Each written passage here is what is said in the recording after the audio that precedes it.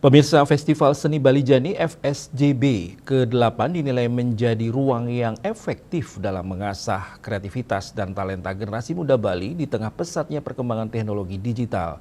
Kedepan, ajang ini diharapkan dapat dikembangkan agar semakin banyak anak-anak dan generasi muda yang memperoleh wadah untuk berkarya dan berkompetisi secara positif.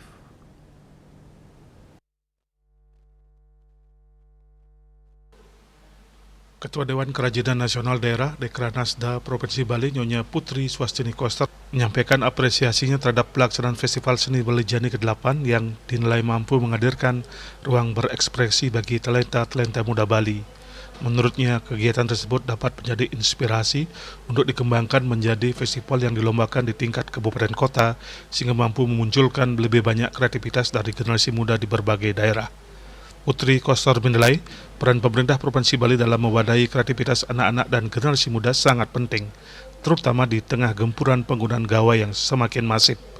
Melalui kegiatan seni dan budaya seperti Festival Seni Balijani, anak-anak tidak hanya memiliki ruang untuk beraktivitas secara positif, tapi juga dapat terus mengasah kemampuan dan bakat yang dimilikinya.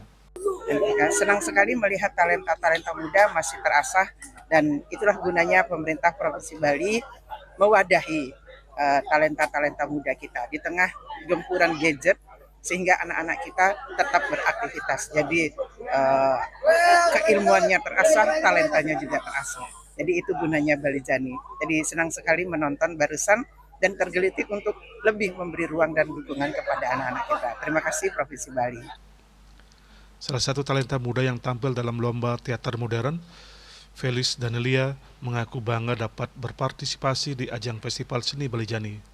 Menurutnya, festival tersebut menjadi wadah yang positif bagi generasi muda untuk mengekspresikan kreativitas dan kemampuan berkesenian. Felis mengungkapkan timnya membutuhkan waktu sekitar 30 hari untuk melakukan persiapan hingga akhirnya mampu tampil maksimal di hadapan Dewan Juri.